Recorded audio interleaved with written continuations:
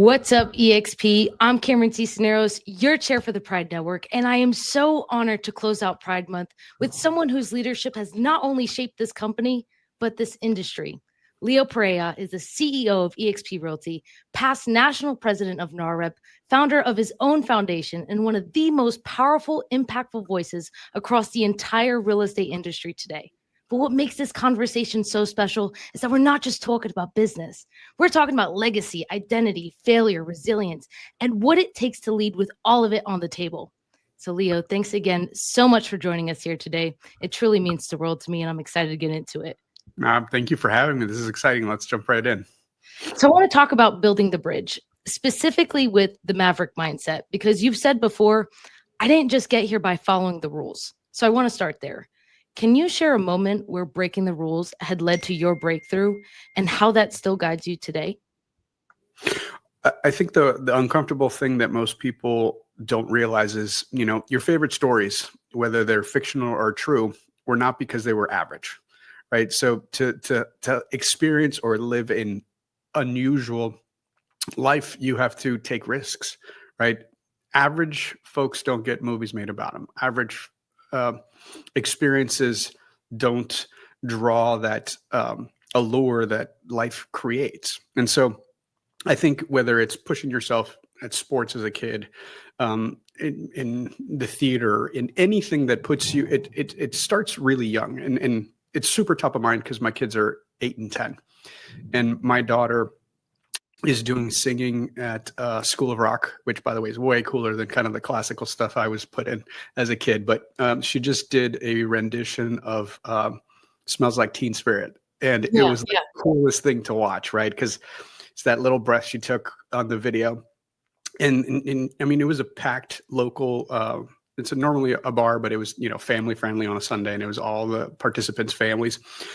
But like at 10 years old to push yourself like that is super cool. And then my son is obsessed with jujitsu, and he trains 6 days a week, and he's 8 years old, and he just competed in his third tournament, and he was crushing his division. And then the final, this kid is a beast. He trains like 6 hours a day. The other kid trains 6 hours a day, is homeschooled to compete. What?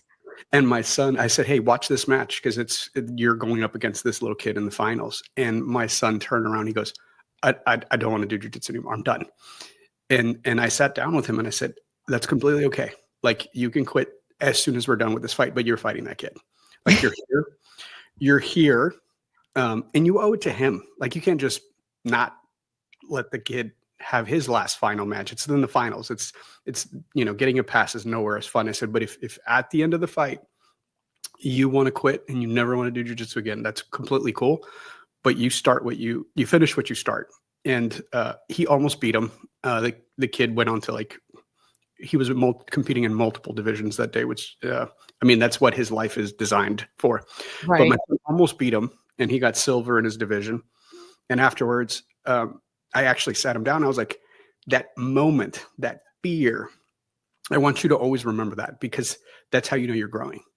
And that is the thing that drives opportunity, right? It's that uncomfortable feeling that creates all of the coolest experience I've ever had, right? It's on the other side of that paralyzing fear. And I've taught my kids, I'm like, look, did you die? Which is a crazy frame of reference. Right. And when you realize that it didn't kill you, what's like, are we talking about embarrassment? Are we talking about pain? Are we like, I think we overcomplicate things, and it's like, what is it that's holding you back from making that choice or decision? And when I talk about entrepreneurship, this country is the greatest place on earth when it comes to what's at risk. You can start a company and you can fail epically. You can file bankruptcy. There are debtor's jail in other countries. And I don't think people comprehend that, like where if you borrow money and you don't pay back, they put you in jail till your family can buy you out of prison. Right. And this country was built on risk taking and the allure of that, going against the grain persona. And so, the super long-winded answer for, I feel like all of the coolest experiences I've had in life are on the other side of being uncomfortable. And, I've been unconventional kind of my entire time, right? I started selling real estate in college. That was really weird. Right. When I'd show up to the office, people said, "You are my grandson's age," right? Not my son, it was my grandson's age. And then it was like, you're not qualified to be the managing broker. You're not qualified to start a team. You're not qualified to do anything that I've ever done.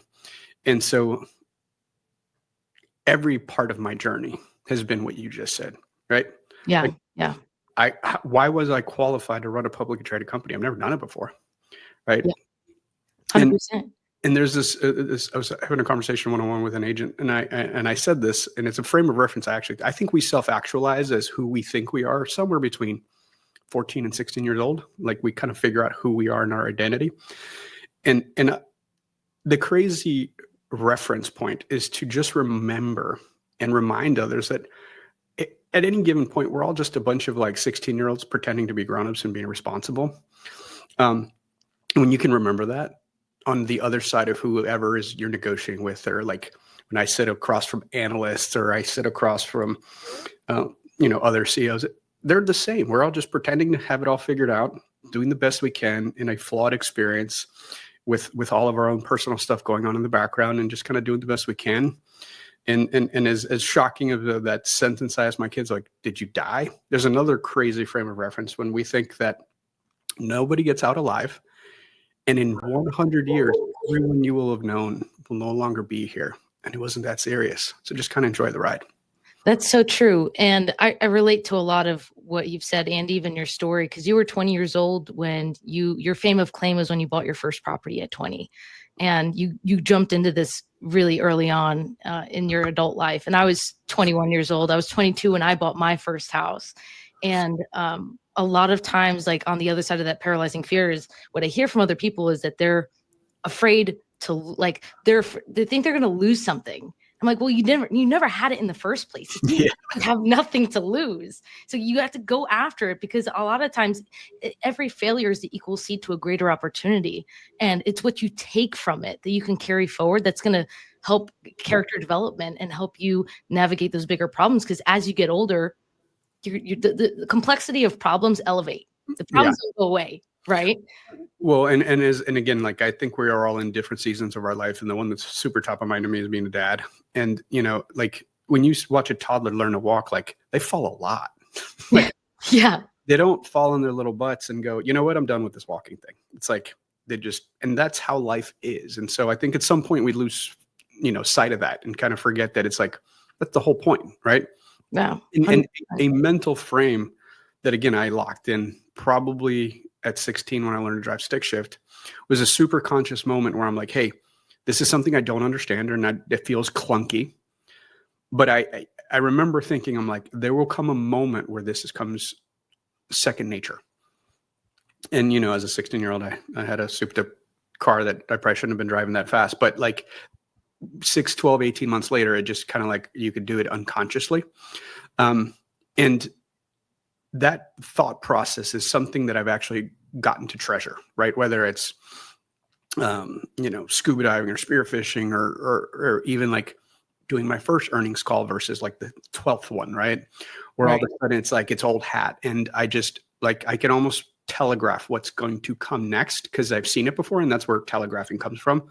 And for the folks that might not know what word I'm using, it's from sports. It's like, whether it's the backswing of a tennis racket, or a golf swing, or, a counterpunch in martial arts, like, you can see the shoulder movement of your opponent and know what they're going to do because you've seen every variation of it at a certain point. And that normally comes from mastery, right? And so in sales, it's like, if you follow Tom Hopkins, which is probably the greatest sales trainer of all time, which, by the way, we own all the materials through Success Enterprises.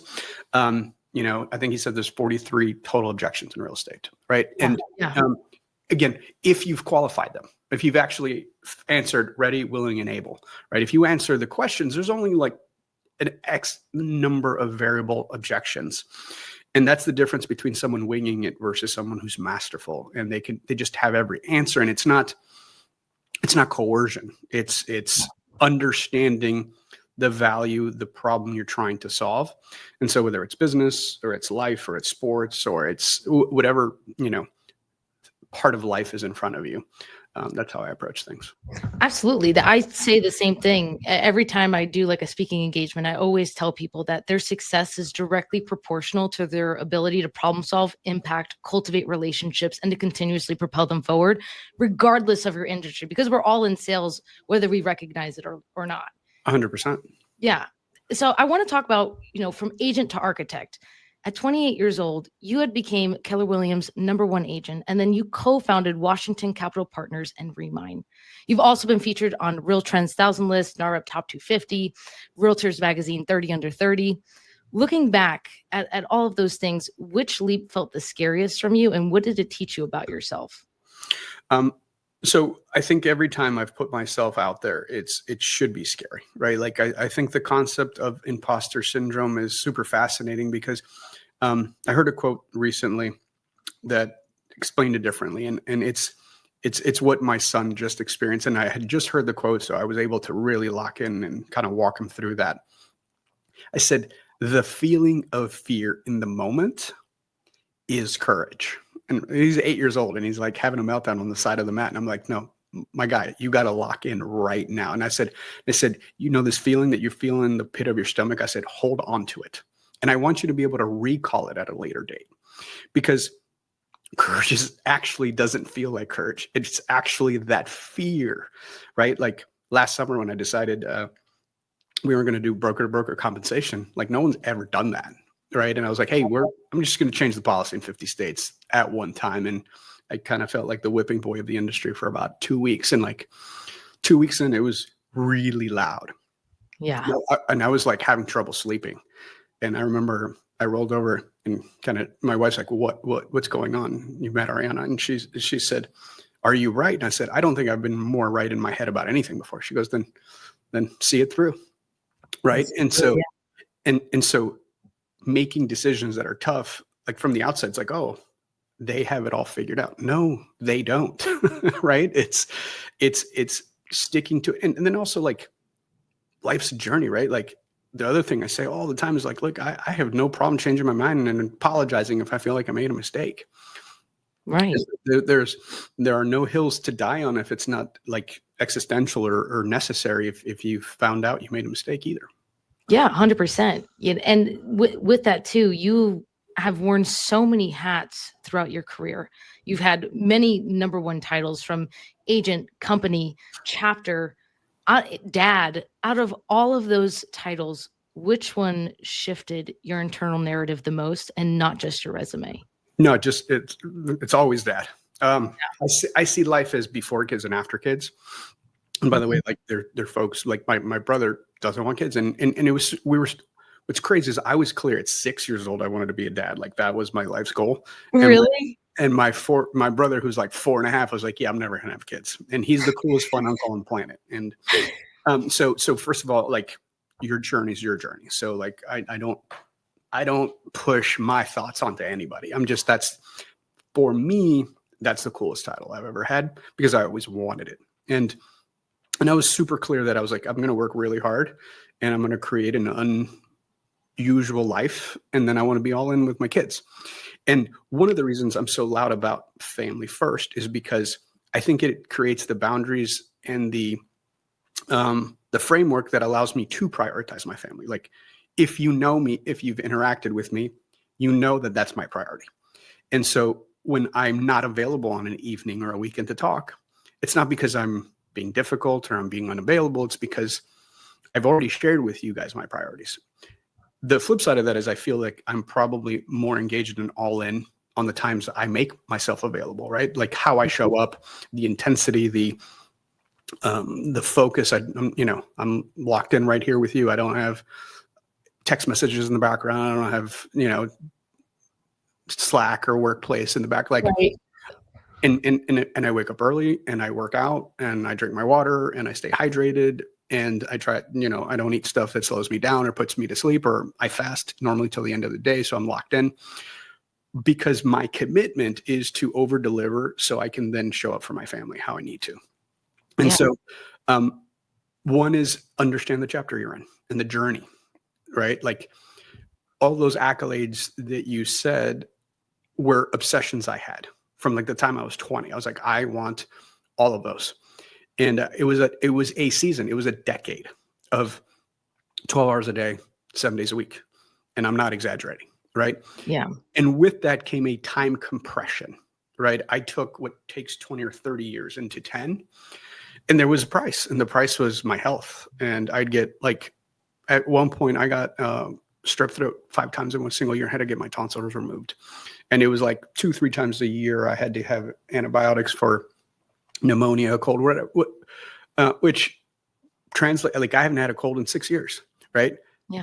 I wasn't sleeping enough. I wasn't prioritizing the things I prioritize. Like my flex now is that I average 7.4 hours of sleep per night, right? And like and when you start tracking certain things, whether it's leads to conversions or how many hours you sleep, you notice like, oh, if I eat late or I have a glass of wine, it affects my sleep, right? And again, no judgment, like what's more important? What's the priority in this season of life I'm in? And like, do I have to work in the morning, or it's like, I'm in the south of France with Ariana. That's a different kind of decision tree. And so you just need to, and those decisions I made in that journey had a cost, which, by the way, I'm okay with. I knew what I was doing in the sense of the prioritizations. To quote Dave Ramsey, I lived like nobody else, so I could live like nobody else for the rest of my life. And right. And one of the things of the seasons in that first season of life, what you have is time and energy. And so like what I can now do in 4 to 6 hours, right, with the experience and, the word wisdom comes to mind. I don't want to sound at all arrogant about it. It's just, I have 23 years to recall on of experiences in decision making, right? Yeah. So my output in probably 2 hours a day now exceeds what I could do at 12 hours a day at 22, right? And the impact I can have, right? So whether it's for myself or the company, I always encourage everybody to think of ROI on time, right? Like I have a yes policy for this stuff. Like what we're doing right now falls under the one to many, right? So if we were to take my calendar and I show it to you guys, and you've heard me probably say this on stages, 50 to 70% of my days are one-to-one to one-to-many with agents, right? And I don't think there's a correct right or wrong how to be a CEO either, by the way. I've been CEOs of different businesses in different industries, and I'm friends with CEOs of different industries. And it depends as to what your skills are, what your God-given talents are, right? Like I have technical friends who write code and are CEOs. And then I have friends who are phenomenal operators.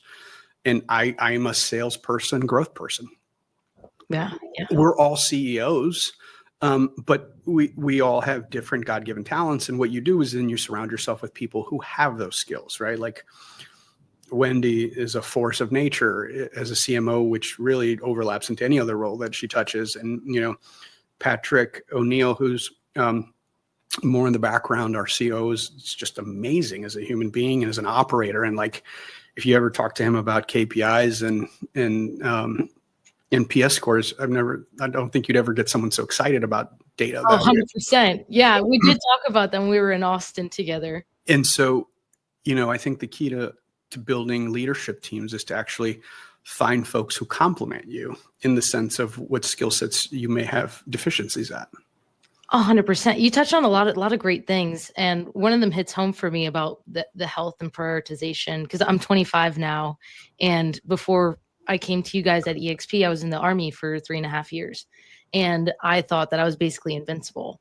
I would down pre-workout, drown it with a Red Bull, go to the gym, jump into real estate. I felt like I had nothing else to lose. So I didn't have balance, but nor did I respect my body as the temple that it is. And at 25, I think it's catching up to me a little bit more.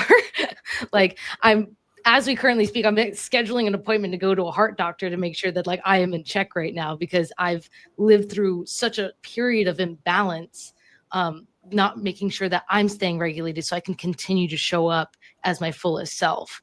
And like you had said, leaning into your God-given abilities and talents, like for me, it's impact, it's connecting with people. I am horrible at Canva. and I'm horrible behind the scenes, but I have friends that I'm able to delegate that to so that my time is most effectively used doing what I love most. Because I think a lot of times agents, and myself included, have struggled working too much in their business instead of on their business. And then it's just this violent up and down, where it should be more, if we can tread upwards.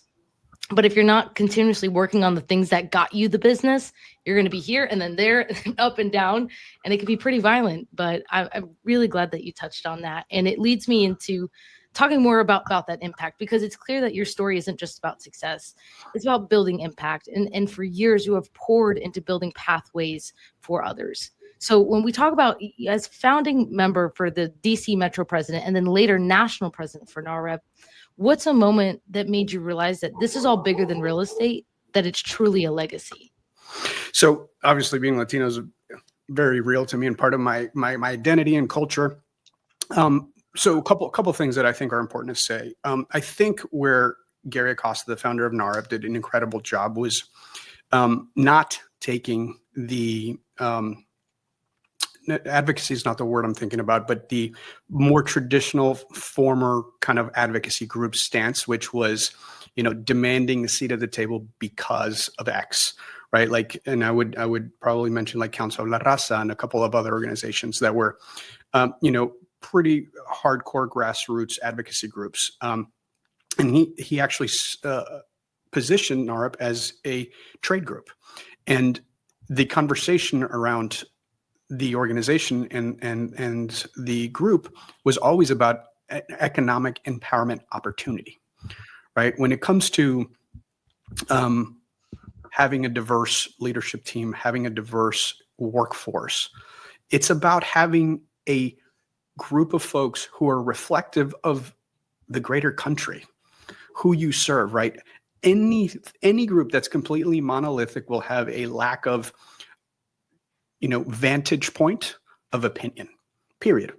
Gender, race, anything, right? And so if you have a group of folks working together that have a diverse point of view from age to everything, you end up having a better economic team to capture market share, right? When you think of, I think, again, you asked me about NAREP and I was very involved. That's where I saw a kind of light bulb moment where it wasn't like, hey, I deserve a seat at the table because we exist, versus like, hey, did you know that we're going to drive every decision on every election for the next 50 years? Did you know that household formation is happening at disproportionate rates here? Did you know that the birth to death ratio is X? Did you know that Latino buyers control, trillions of dollars of economic power, and it's probably the 5th largest economy in the world? Did you know? That is a very different comment. And again, fill in the blank, right? For any group.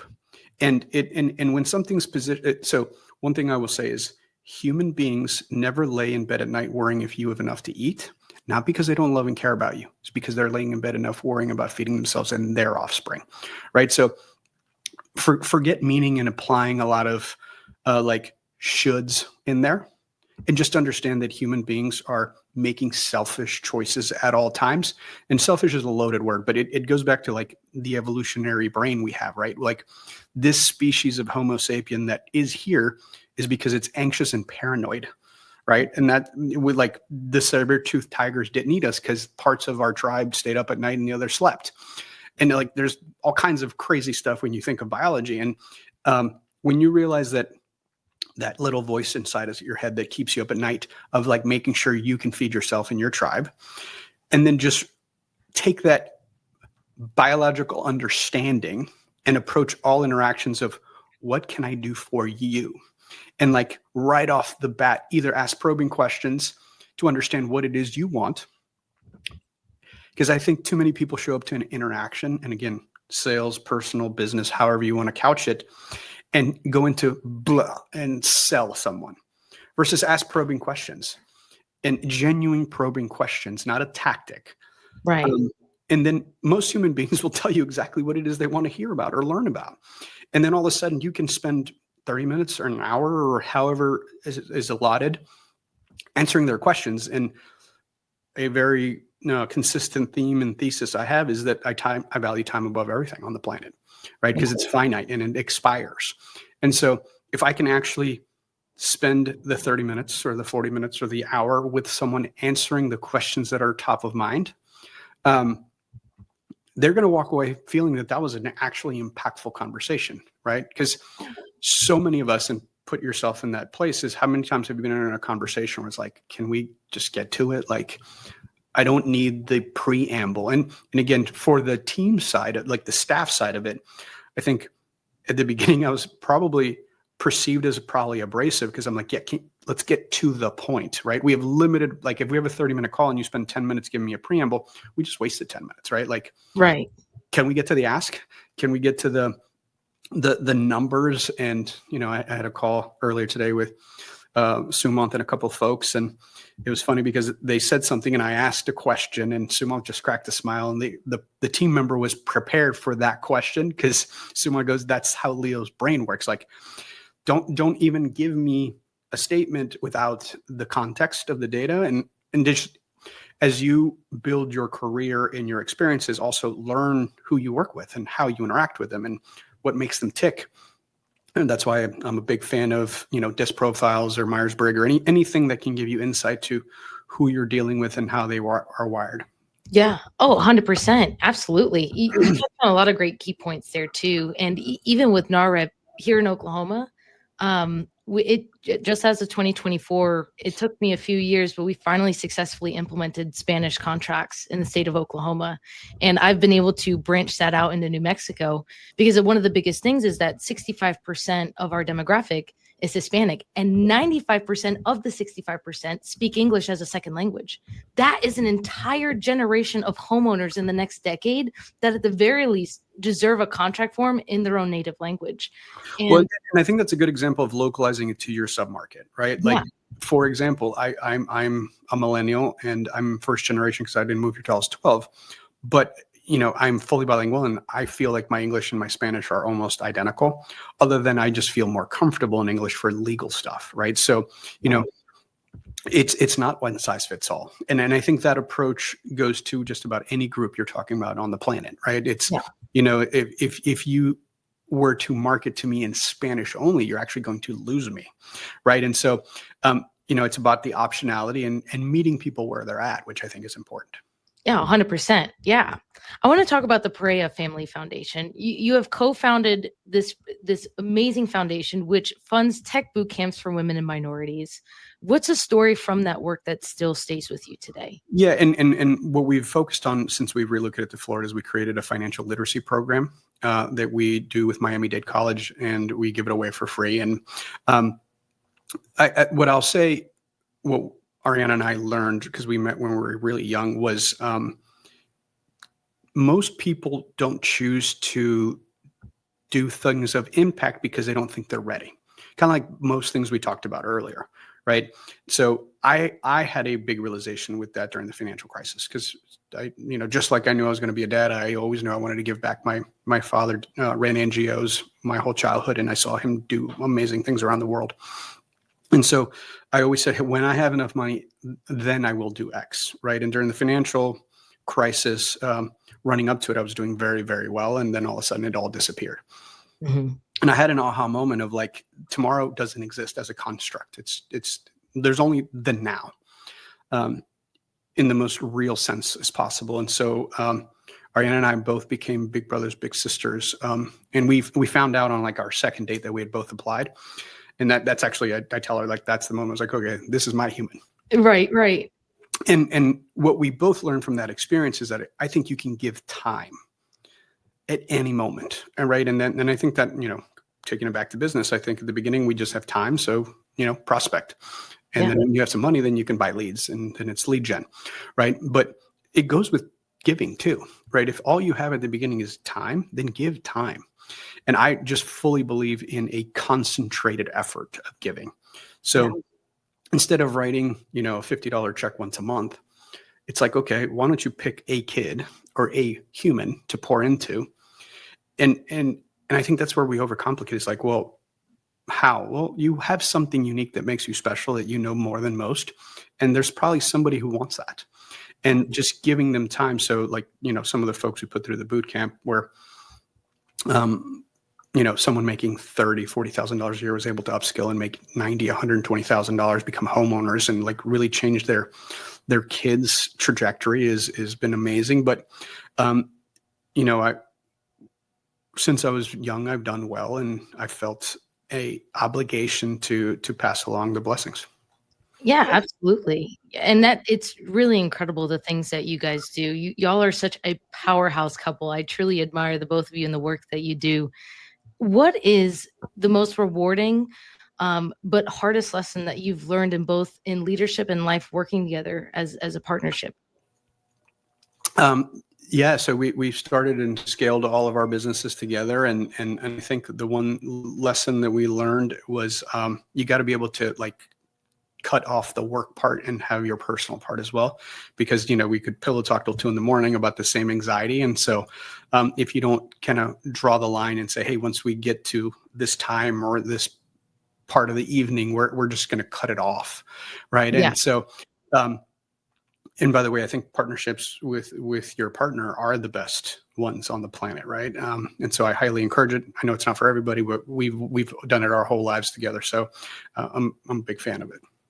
Yeah, and it's truly incredible because when two great minds come together in unison to achieve a definite aim, you see the amount of impact that you can scale together. So I want to talk about the space that you're shaping, not just the communities that you serve, but the industry that you're leading. In recent interviews, I've heard you offer some unfiltered takes on broken real estate models. What's one myth or assumption that you want to blow up today that few dare to challenge? There's a bunch. I know, right? I speak on that subject a lot. Look, first of all, we're going through a huge shift in technology again, right? This will be the third one I've lived through. The first one was high-speed internet. The second one was mobile. The part that I'm most excited and most scared about is kind of the AI shift, but the part that I'm excited about is the democratization of it, right? There is no real gatekeepers this time around. Yeah. If you have not vibe code yet, you will, and so will everybody else. Yeah.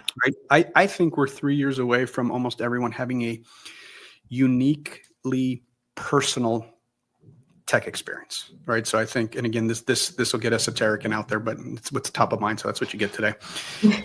I think companies like ours will, 3 to 5 years from now, be a proprietary set of data, right? And in technical speak, a data lake with APIs that attach to a very personalized interaction that you prefer. And it'll be different than most B2B enterprise SaaS experiences we had thus far. And, it'll all look like this, right? Where you're having a conversation with a robot, whether verbal or written. And it's, the difference is this going out to like the broader ecosystem of data, or is it a isolated, proprietary, but like, I just think, you guys will be saying, hey, Siri, or fill in your favorite robot's name. And I want to open a file on 123 Main Street, and here's a PDF. And like, you won't interact with UI the way you do today. And again, like for anyone listening to this, they're probably resonating in the sense like, you're no longer going to Google. You're no longer going to log in through portals. It's like, I just talk to this thing and it gives me context and data together, right? Yeah. One of the things I said 10 years ago, I said, data is the new oil, and I built an entire company around it. Data is no longer the new oil. I think attention is the new oil. And it's been for a while. And so now my closing thought is, I think we're about to live through a commodization of all forms of communication, written, verbal, and video, and digital, right? So video, voice, and written, because we now have robots that kind of take everything and make it very polished and beautiful. And so what's going to happen is we all become numb to it. And so my bet is over the next 3 to 5 years, as robots, virtual and or physical, start being part of our normal world, I think there's going to be a premium on human experiences. So like this that you and I are doing together is very human, and by the way, not going anywhere, right? And the best proof point that I have for that is post-COVID, right? Like there was a moment during COVID where we're like, okay, in person's dead. Like we're all going to do these virtual things. And the answer is we ran back to being tribal as soon as possible. Right. And the energy that I get from being with you guys in in-person events is unreplicatable in the digital form. And by the way, I don't think it'll ever change. And so when it comes to serving people, I think the companies that leverage everything I just rambled about, coupled with delivering a real human experience, that's the future. Oh, absolutely. I want to end this with a powerful closing question. We've talked about it before. You've lived through multiple versions of the American dream: immigration success, agent domination, tech founder, CEO, community builder. If every single one of those titles were stripped away tomorrow, what's one thing you want the agents to take away, especially those who feel overlooked, to carry forward with them for years to come? I think that's a good one. And I think that question is answered on different seasons, right? Like in my 20s, all I wanted was titles, and like it kept me up at night, and I made decisions on vanity metrics because I wanted certain titles. And the aha moment I had was when I was 28 and I became #1 in the world, 30 under 30, all at the same time. And it was the most empty and meaningless feeling of my life, because I was expecting to feel different. And I woke up and it was actually a disappointment. And so the closing thought is that it's progress over destination, right? Like there is no arriving moment. It's just, again, time is a construct, and like you only have the now. And so prioritize what's really important. And, again, wisdom versus just being smart. It's health. Yeah. It's the people I care about, right? Like fast forward to the end of the movie and you're taking your last breath. Who's around you, right? Like you won't give a shit about titles, and that's right. You won't. It's like, I hope it's my bloodline, and they're excited to be there and saying goodbye. That's awesome. And seriously, it's powerful. And I really do appreciate you meeting with us here today, not just as a CEO, but as a builder, as a bold voice, but most importantly, as a human. You remind us that leadership isn't about titles. It's about courage. It's about choosing purpose over comfort, impact over ego, and community over competition. And as we close out Pride Month, this conversation is the perfect reminder that our power doesn't come from fitting in. It comes from showing up relentlessly, unapologetically together. And so to everyone listening here today, you don't need permission to lead. You don't need the approval to take up space. You just need your story and the guts to own it. Because the future of this industry, it doesn't belong to the loudest. It belongs to the realest ones. And everybody who is listening here today knows that I say that authenticity is the highest form of currency that you will ever be able to give. And there is not a single carbon blueprint that will ever be able to replicate the light and value that you bring and that you serve to your communities.